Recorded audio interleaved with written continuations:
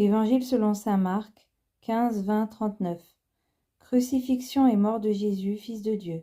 Puis de là, ils l'emmenèrent pour le crucifier, et ils réquisitionnent pour porter sa croix un passant, Simon de Cyrène, le père d'Alexandre et de Rufus, qui revenait des champs. Et ils emmenèrent Jésus au lieu dit Golgotha, ce qui se traduit lieu du crâne ou calvaire. Ils lui donnaient du vin aromatisé de myrrhe, mais il n'en prit pas.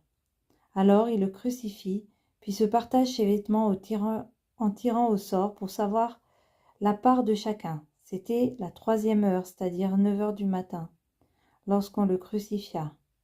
L'inscription indiquant le motif de sa condamnation portait ce mot, le roi des Juifs.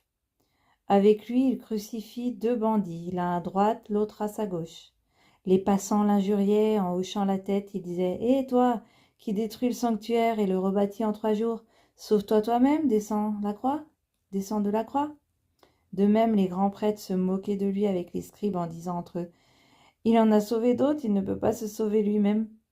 Qu'il descende maintenant de la croix, le Christ, le roi d'Israël.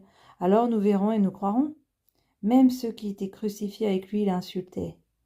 Quand arriva la 6e heure, c'est-à-dire midi, l'obscurité se fit sur toute la terre jusqu'à la 9e heure.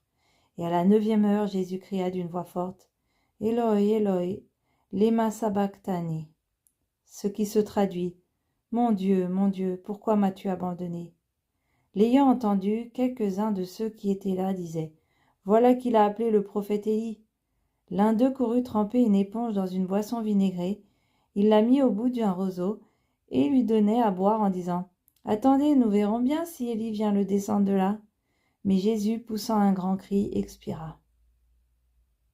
Là, si on peut, on fait une minute de silence. Le rideau du sanctuaire se déchira en deux, depuis le haut jusqu'en bas. Le centurion qui était là en face de Jésus, voyant comment il avait expiré, déclara « Vraiment, cet homme était fils de Dieu. »